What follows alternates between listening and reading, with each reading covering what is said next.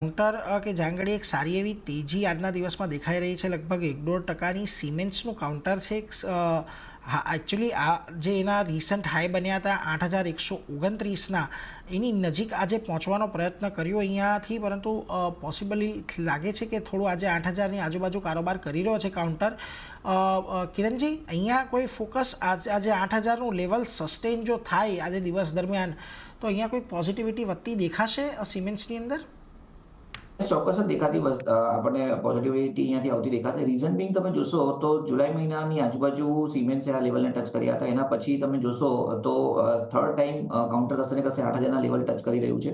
Previously પણ 8,000ના level touch કરી, એના પછી જે લો બન્યા હતા એ હાયર લો હતા. કશે ને કશે રિસન્ટ જે કરેક્શન્સ પણ આવ્યું, એમાં ઘણા બધા સ્ટોક્સ એની 200 દિવસની મૂવિંગ એવરેજના નીચે ગયા હતા, પરંતુ સિમેન્ટ્સ એની 200 દિવસની moving average as well as election ડેના જે વોલેટિલિટીના લો હતા એ લોને પણ ટેસ્ટ નથી કર્યા. તો એક ઇનહેરન્ટ સ્ટ્રેન્થ અહીંયા આપણને દેખાઈ રહી છે. ડેફિનેટલી મારા હિસાબથી 7700ના સ્ટોપ લોસને રાખી એક પોઝિશનલ બાય આઉટલુક અહીંયા બની રહ્યો છે. તો મારા હિસાબથી ડેફિનેટલી સિમેન્ટ્સમાં કોઈ પણ ઘટાડો આવે યા ઇવન 8,000ની ઉપર સસ્ટેન થાય છે તો લોંગ કરીને જવું જોઈએ.